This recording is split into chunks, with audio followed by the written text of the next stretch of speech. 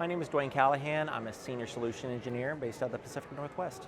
My first exposure to hands-on labs was being a proctor 7 years ago, helping assist the captains with testing the manuals, seating people at the event, making sure that everything was functioning for them, and just basically answering their general questions. What I liked most about the hands-on labs was the level of engineering that went involved to delivering them, as well as how well our customers just look forward to them every year and rely on them, and that ability to help them along the way as they're taking those labs. I'm currently working on the vSphere 8 labs, 2530 is the number.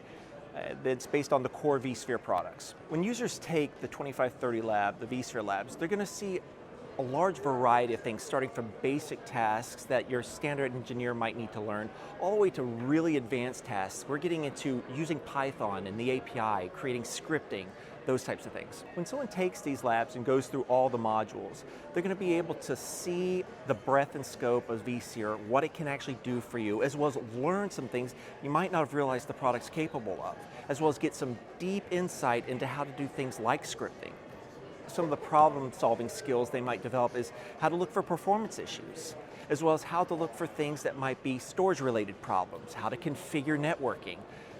Lots of things that will help them troubleshoot their environment, as well as maybe look for problems. Some of the great feedback I've gotten from customers is just how well organized the hands-on labs are, how helpful all the staff are, and just the amount of labs available to them, so that they can test the entire scope of our product solutions. So get on over here and get a lab done.